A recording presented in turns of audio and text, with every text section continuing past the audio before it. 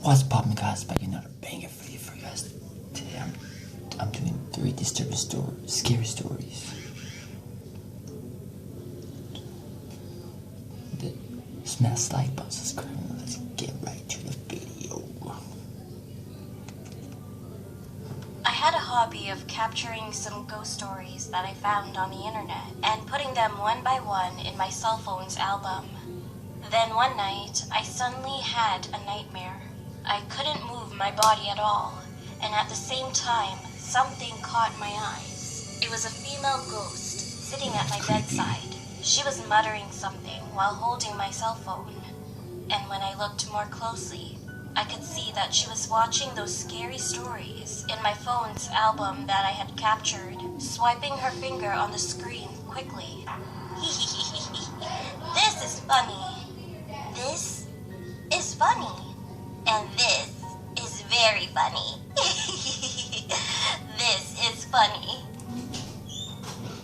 About a few years ago, I had a roommate when I was living in the dormitory.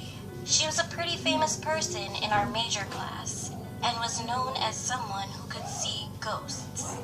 Anyway, I was in the middle of a test period, and there were lots of post-it notes around my desk, which I put to memorize what I had studied.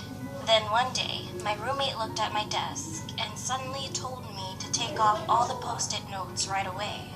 Wondering why, I asked what was wrong with it, and she replied, saying this: I woke up for a moment in the morning a few days ago, and there was a woman sitting in front of your desk, and she was reading all of the post-it notes you wrote. Nothing could have been more creepier than what she told me. After that, I no longer put anything on my desk. Never.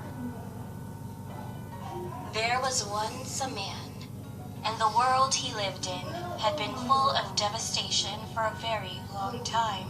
He was constantly wandering from place to place. On one night, he was fortunately able to stay in a house. He was so touched and grateful for the kindness of the house's owner, who let him in and offered him a meal and shelter, especially during a time like this. The next day, the owner placed a letter in his hand while the man thanked him and was about to leave the house. Young man, if you're really appreciative, please deliver this letter to the town over there. But listen, do not open it when you are on the way. He spoke to the man so desperately. The man left the house saying yes. However, on his way to the village, where the owner told him to go, the man suddenly became curious about the contents of the letter, so he finally opened it and read it on the spot. And the letter was written like this: This is the last food we will send.